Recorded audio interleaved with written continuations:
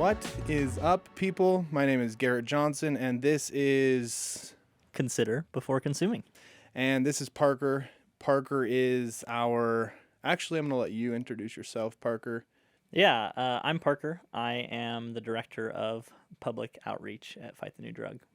The podcast today is focused on our presentation program, and so I would assume that the viewers and listeners are here because they're interested in a presentation. Or maybe they just clicked on it and they didn't know that we have a presentation program, but it's a pretty big deal. And I think one reason why people are here is the obvious reason is that the harmful effects of pornography do not discriminate, and it is very prevalent in our world today. To give you a couple stats to help you understand how prevalent pornography is today, according to this study, 84% of males 14 to 18 and 57% of females 14 to 18 have been exposed to pornography at some point. That shows the prevalence of why these conversations need to happen. Another stat is that the majority of 11 to 13-year-olds in this study had been exposed to pornography.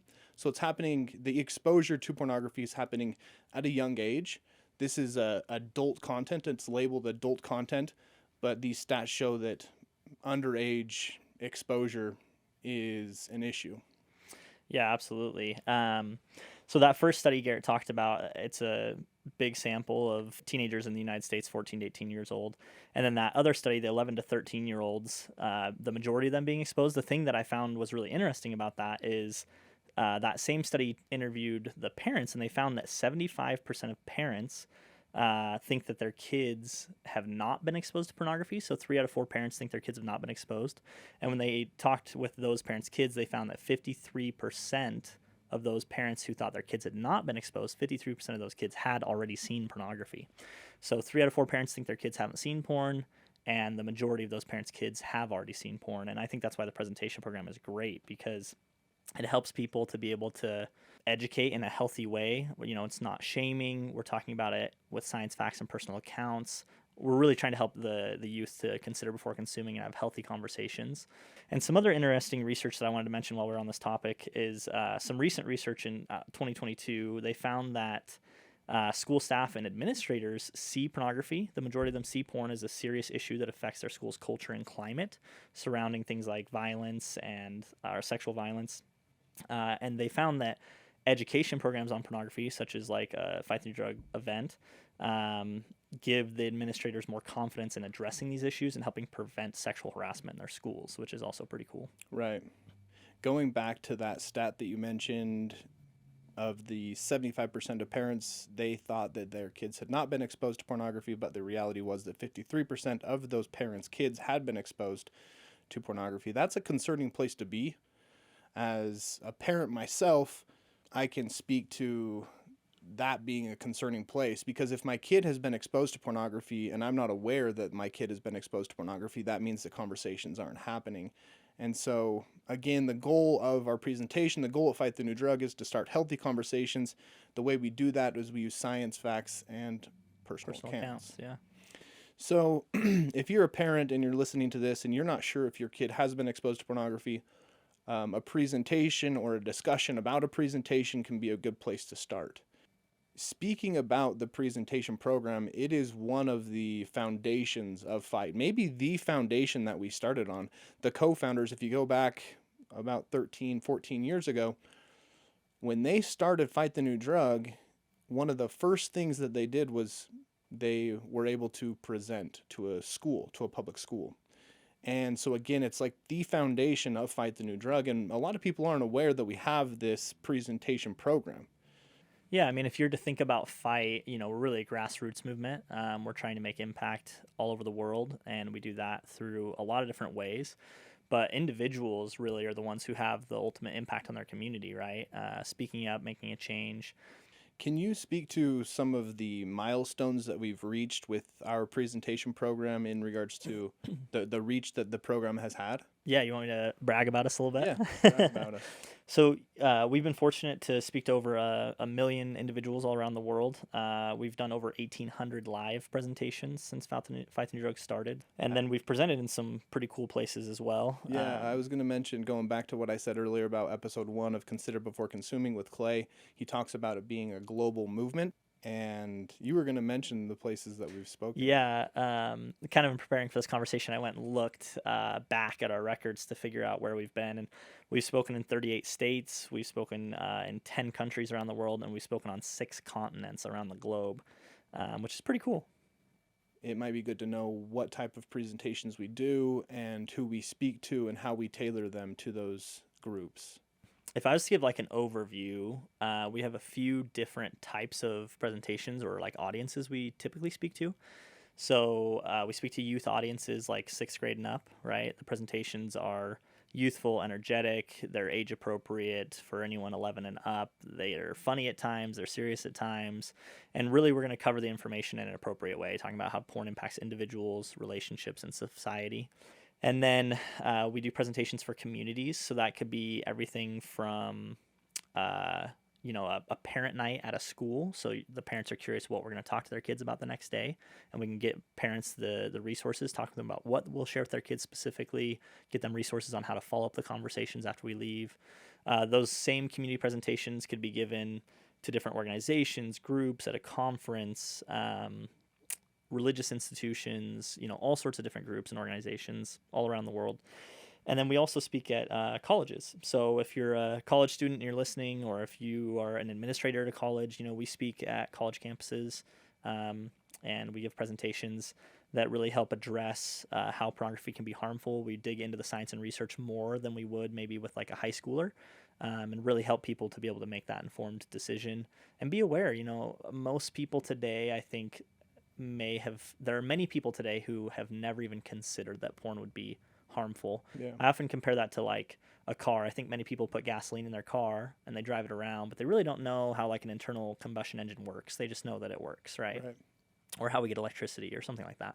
I think for a lot of young people today, porn is that same way. They grew up with porn being very normalized. They never considered how it may impact them, their relationships now or in the future, our society as a whole.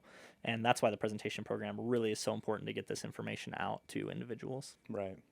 That's a critical point that I don't want to gloss over. It's that, well, there was 2 things that you said that I don't want to gloss over. The first thing was that you mentioned that we speak to religious organizations. Even though we're an organization that's non-religious and non-legislative, we do go into religious organizations and all types of organizations, and we encourage, one of the reasons why they bring us in is because we are non-religious. And so these religious organizations bring us in so that we can present the science, facts, and personal accounts. And then we encourage those individuals to reinforce the science, facts, and personal accounts with their personal beliefs. And so that's kind of a refreshing thing. I think that's a big reason why a lot of people bring us in, is because we do stick to the science, facts, and personal accounts. And the parents and caregivers that are listening, you're obviously a great parent. That's why you're listening to this. You want to be able to help your kid. Right. And we just think the presentation program is one of those ways that we can really get them as much information as possible. We can help start those conversations in the community. We can talk to the kids, we can talk to the parents, and we can get the parents the resources. Someone might click around our website and there's a lot of great resources, but there really is something about a live in-person event and being able to get those resources right into the parents' hands, get the community excited about being able to finally talk about an issue that they felt was taboo for so long. And whereas for their kids, it just seems normal and accepted, but for the parents, oftentimes it seems like it's taboo.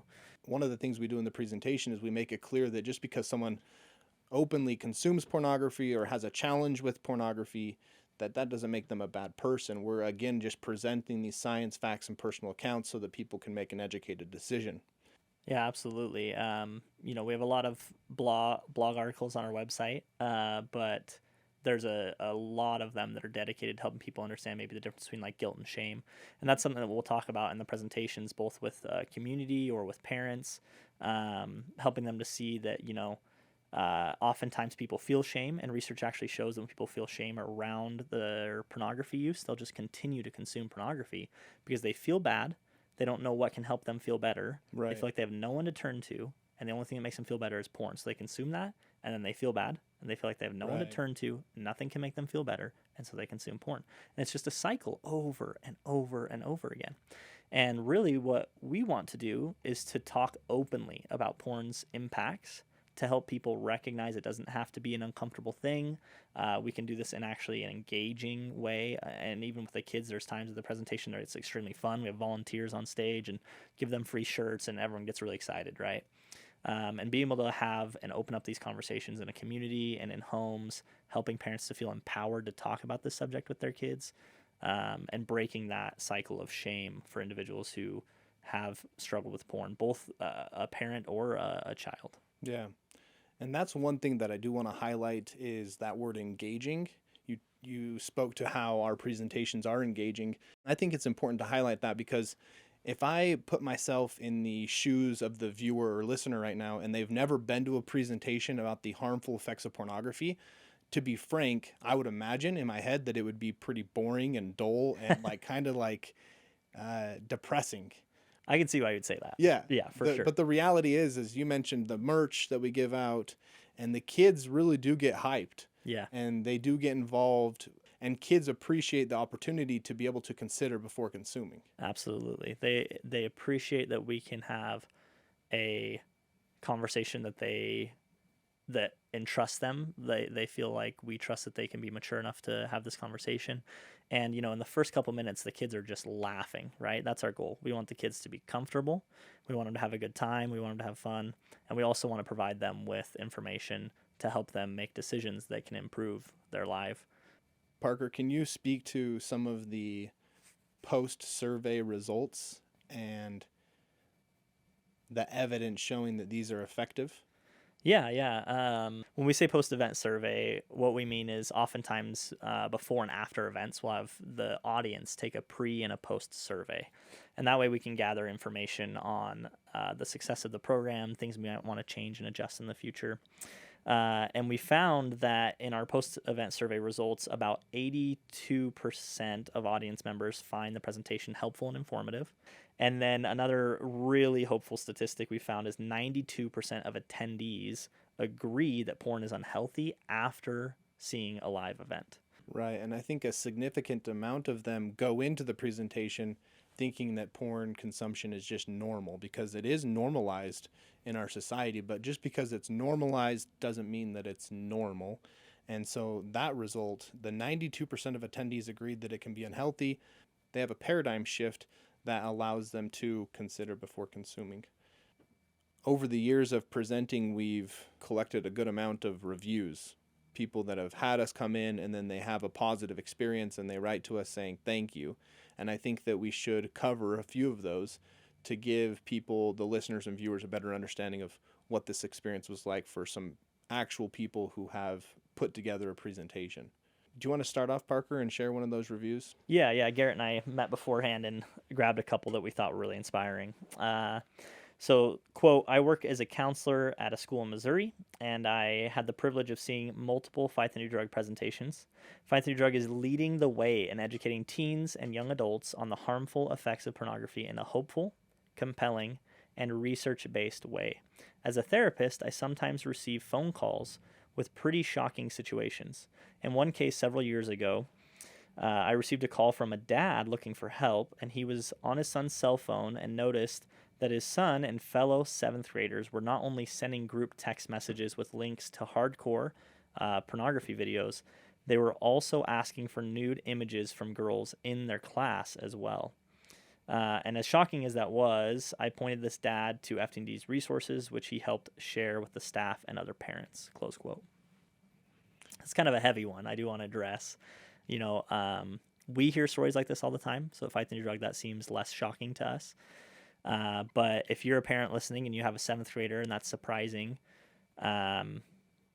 we just want to go back to those statistics at the beginning, right?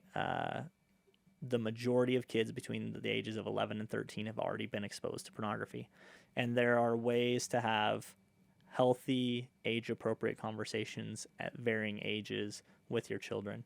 So you can check out those resources at ftnd.org/resources. Another one of the reviews says one of the most rewarding parts of the Fight the New Drug event was seeing Fight the New Drug present to all of the 7th and 8th graders at my kids' school. The presenter was professional, talented, and the kids were very engaged. Seeing the students' response to the presentation was deeply moving, and we look forward to having Fight the New Drug present again in the future. I fully support Fight the New Drug and respectfully recommend you consider supporting their organization as well. The thing that I want to point out from that review is that they are bringing us back to speak again. As a person who has presented for several years now, Parker, 4 years or 5 years now that you've presented? I started speaking for Fight in 2017, so yeah, a little over 5 years ago. So yeah, you've spoken to a lot of audiences, and is that something you see often where people or organizations bring you back for a recurring event? Oh yeah, absolutely. There's a lot of schools that just bring us in every 2 years, right? So if you have a high school and you have 9th through 12th graders, if you bring us in every 2 years, then someone might see it in 9th grade and then 10th grade, and then 11th grade, or they might see it in 10th grade and then 12th grade. So they get the chance to see it twice before they graduate. We're always making updates to the presentations, so there's new information all the time. Or, you might be at a junior high that's 7th through 9th grade, and if we come every 2 years, there's always a new group of students coming through. A lot of people do that. I think it's really helpful both at public and private schools. So you mentioned that the presentation is changing constantly. We're always updating it with new research and personal accounts and things like that. Can you speak to that a little bit more, Parker? Yeah, so it's actually pretty cool. This year, 2022, at the beginning of the year, we have been working for, I think it's fair to say, years on overhauling our presentation program, updating the scripts. So the presentations are scripted both to ensure the integrity of the research we're presenting, to say what it does and what it does not say, and also to make sure that a presenter is saying everything correctly in front of a young audience, right? We want to make sure porn can be a delicate topic. We want to make sure there's no innuendos or something that could be misunderstood. And so we've spent years rebuilding the scripts for the different audiences, our slide decks, going through and making sure we have the best, most available, most recent research, the assets that we leave with communities after the presentation's over, the resources, all of that. And we actually just launched this new series of presentations toward the beginning of this year, around January. And then over the summer, we did some updates just based on feedback and things that we, just minor things that we wanted to make better. Now that we've mentioned some of the reviews that people have given Fight the New Drug, I think it might be cool to talk about the script, the slides, just what does a presentation entail? The presentation obviously is scripted. We're dealing with a sensitive topic. We're speaking to young people, and we want to represent the research accurately. And so we completely updated the scripts for all the different audiences: youth audiences, adults, community nights, right, colleges. We rebuilt the slides. We're really proud of our slide decks. They're very engaging. We have new stories, personal accounts that we play videos of during the presentation. All the research is super up to date. It's pretty incredible what our team's put together. I'm really proud of it. So for those listeners and viewers out there that are wanting to book a presentation, we should probably speak to that a little bit. So if you're one of those people, you're looking to find out more information about what it looks like to host a presentation or to have FTND come speak in your community, you can go to ftnd.org/live. Or if you're on our homepage and you just click the tab on the right-hand side, you can click Live Presentations. And from there, it'll have some brief information. It'll answer maybe some questions you might have, some common questions. And then there will be a form that you just fill out with some brief information. And our member of our team will actually schedule a call with you after that to answer any questions you have, discuss what a booking looks like, how we can best serve the needs in your community, what audiences we're going to be speaking to, and all of those kinds of things. We do have a scholarship program that we recently launched. Scholarships are limited, and availability depends on individual circumstances, so we can't give scholarships to everybody. But that is something that you can talk about with our team when you fill out the information and get on a call. So that's a pretty exciting thing that we've been able to debut recently that can help a lot of people Another thing that I wanted to mention while I was here is Fight the New Drug is currently looking for presenters in different areas of the country. You can apply to be a presenter from the jobs tab on our website. So if you're someone who has some background in public speaking or maybe sales or has done really anything in like entertainment or anything like that, you probably have great people skills. We're looking for people like that to apply to become presenters. It's not a full-time job. It's definitely a contracted position. We reach out to you as presentations are available. It's a really rewarding experience. A lot of people reach out to us asking how they can get more involved or what they can do to help educate. And I would really honestly tell you that the presentation program is one of the best ways to do both of those things. Whether you want to apply to become a certified presenter for Fight the New Drug, whether you want to host a presentation, it only takes a couple of minutes to apply to become a presenter or to reach out for more information about a booking and what bookings look like and how to get into a school in your community or how to raise funds if you're not able to do that. We have resources for these things, and we have a great team here who can help work you through anything. But, if you're looking to get involved, if you're looking to make an impact, presentations are a huge part of that, and a lot more people can get involved that way. Yeah, it's a great opportunity. Going back to the numbers that we already talked about, we've reached over 1 million people with our live presentations. And again, that wouldn't have happened without people like the listeners and viewers today who actually take the time to make this happen. So if you're listening and you feel like you want to host a presentation, to coordinate a presentation, we encourage you to act on that and do it. Thanks for joining us today, Parker. Yeah, thanks for having me. I appreciate it. Hey, listeners. Thanks so much for listening to this episode of Consider Before Consuming, a podcast by Fight the New Drug.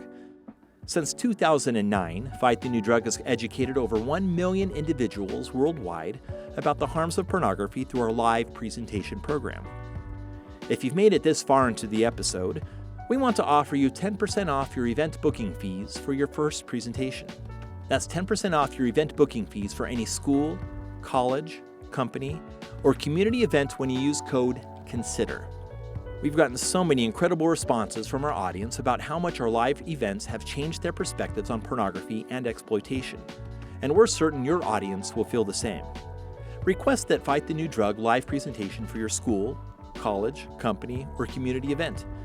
Request more information at ftnd.org/live. That's ftnd.org/LIVE.